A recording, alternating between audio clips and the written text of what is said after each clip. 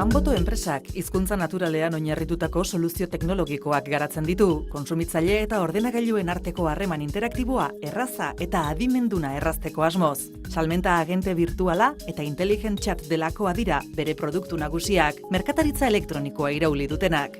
Oinarrizko ideiaren egilea enpresaren sortzailea izan da, Xabier Uribe Etxebarria. Empezamos a desarrollar un motor a ver si era posible de mantener un diálogo con un ordenador. Los resultados empezaron a ser buenos, de a conocer pues, a la mujer que hizo el sistema de diálogo del Departamento de Defensa de Estados Unidos. Se quedó impresionada. 2010ean munduko startup onenaren saria jaso zuen. Honek bere aldiko bultzada eman dio Anbotoren jardunari.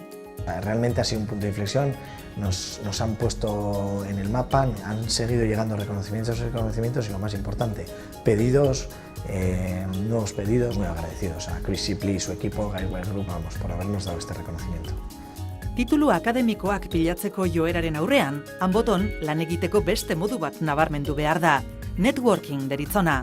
Networking, es decir, conocer a la gente relevante en tu sector. Yo suelo poner un ejemplo que creo que el 70 o 75% de los trabajos se consiguen a través de nuestra red. Esa red nos abre tanto puertas como para empleo como puertas para posibles clientes. Motivazioa da Anbotoren arrakastaren osagai nagusietako bat. Lantaldea oso argi dauzkaten profesionalek osatzen dute.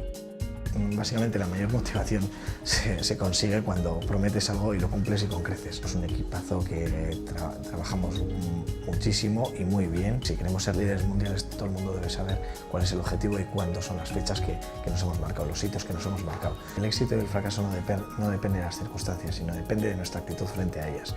Izan ere, arrakasta izan, ala ez izan, ekitea ez da erraza inorentzat. Anbotok garrantzizko laguntzak lortu zituen enpresaren hastapenetan. Tanto BEAS como otras entidades públicas pues nos han ayudado muchísimo, nos siguen ayudando y estamos muy contentos de cómo se han hecho las cosas.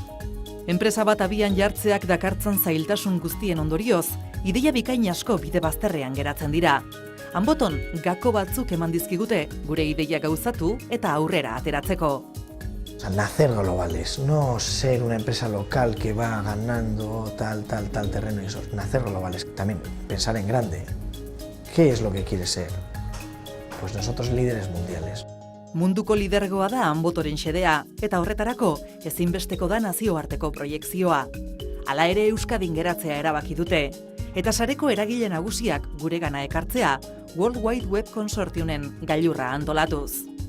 Somos de aquí, pero ahora ya estamos abriendo oficinas en todo el mundo. Bueno, sobre todo tenemos mucha ilusión con la oficina que estamos abriendo ahora en San Francisco. Poco a poco, pues un poquito por el corazoncito que tenemos ya, ¿no? de intentar traer pues la gente más relevante en el mundo de la web o donde estamos metidos a Euskadi, ¿no? A Vizcaya, con mucho trabajo, con muchas cosas firmadas. Hemos hecho una propuesta muy potente que es la cumbre de la web, donde vamos a hacerla, que también la vamos a hacer en Bilbao. Creo que va a ser el evento de la web más importante de Europa para este año.